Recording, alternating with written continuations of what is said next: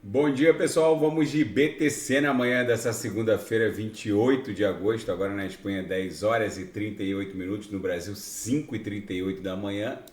Como a gente começa essa semana, essa nova semana, o ABTC está caindo menos 0,57 aqui pela métrica da TradingView. O candle que está se formando nessa semana, até agora, fez a mínima em 25.872. Apesar desse marasmo inacreditável da BTC, o fundo está ascendente em relação ao fundo da semana passada, que ficou em 25.300. O gráfico no 4 horas está esquisito, a gente chegou a agulhar na madrugada para essa mínima, que também é a mínima da semana, já que é o primeiro dia da semana, em 25.872. A gente estava desenhando uma sequência de candles compradores e aí startamos agora o terceiro candle vendedor. A BTC startou aqui um viés de baixa no 4 horas, mas é bem provável que a gente esteja desenhando uma figura meio que triangularizada.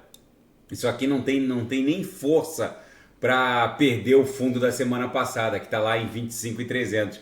É bem provável que a BTC siga desenhando uma reguinha. Eu vou voltar aqui para o gráfico semanal, mas agora ancorado só na nuvem de Shimoku e nas 3 linhas do canal de Keltner.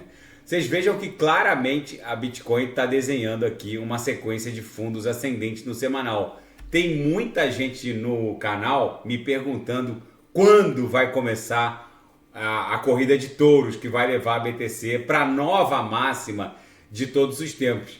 Gente, não é possível pontificar uma data para o start desse bull run. Mas o que a gente pode antever com base no que já aconteceu no primeiro, no segundo e no terceiro halving, é que a gente está muito próximo de iniciar essa corrida de touros. Se a gente pegar os 3 ciclos anteriores, vocês vejam que no último dia 24 de agosto, a BTC cumpriu 83% do tempo necessário para o próximo halving, que vai acontecer entre abril e maio de 2024.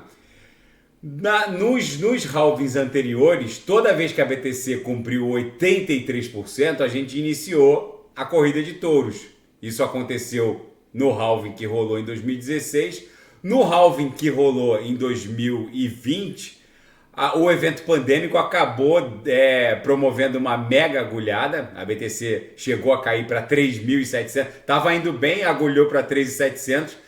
Mas nesse próximo halving é possível que a gente esteja próximo agora do início, do start dessa corrida de touros. Pode ser que a BTC fique lateralizando por mais um tempo aqui no gráfico semanal. Ela muito provavelmente deve se desdobrar no estresse da aresta superior numa pernada impulsiva. Mas é possível também fazer um fundo duplo com essa agulhada de 17 de agosto. Nesse candle aqui, esse candle semanal cujo desenho começou no dia 14, a gente chegou a fazer a mínima em 25.166. É possível que ela faça um Wzinho para depois explodir em direção a 36 mil, para um patamar entre 36 e 40 mil dólares, que seria a projeção aqui na extensão da aresta superior dessa canaleta. Nesse momento, a BTC está aprisionada entre a base dessa canaleta virtual de alta e a MM200, que agora está se confundindo com a própria mediana do canal de Keltner. Na projeção aqui no semanal, a gente mantém a nebulosidade esverdeada, ganhando espessura, inclusive.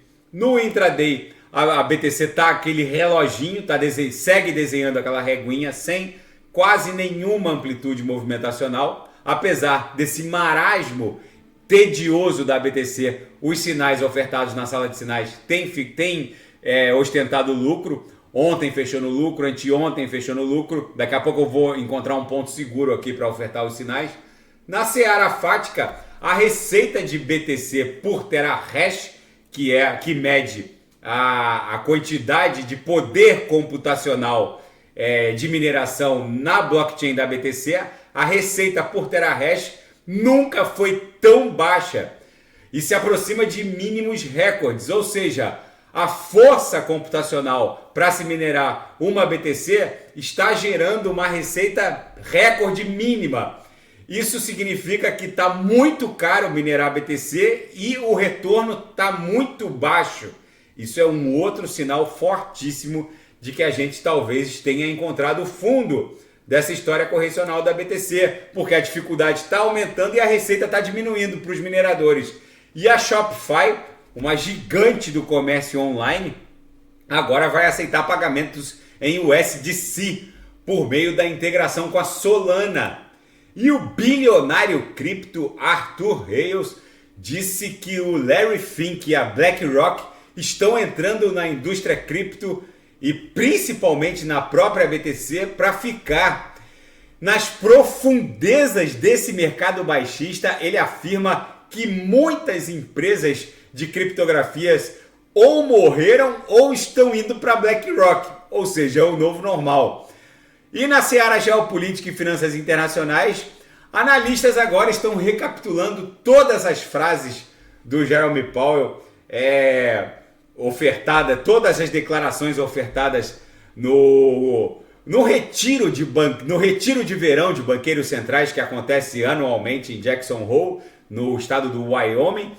Recapitulando tudo que o Jerome Powell falou, eles concluíram que provavelmente o Fed vai suspender os supostos novos aumentos na taxa básica de juros por várias reuniões.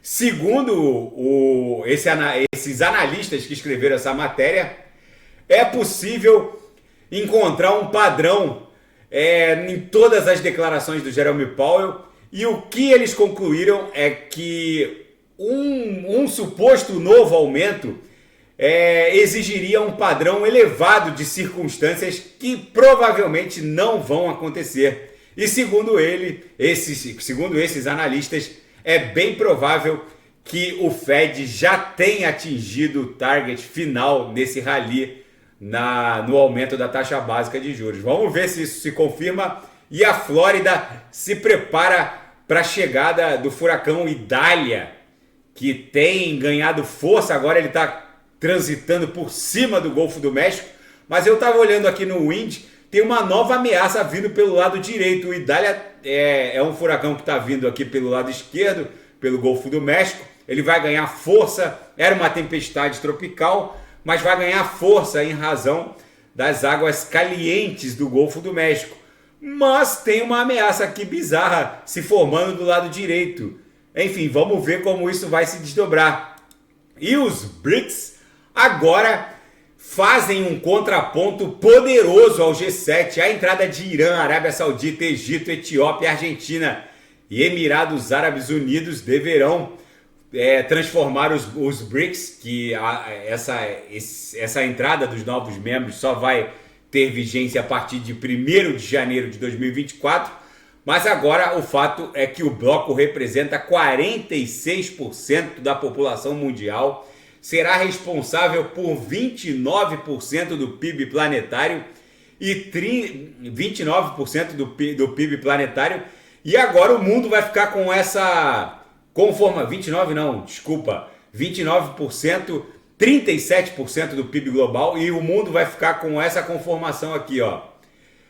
O que está em azul é o G7, o que está em vermelho são os BRICS, em vermelho claro são os novos integrantes dos BRICS, enfim.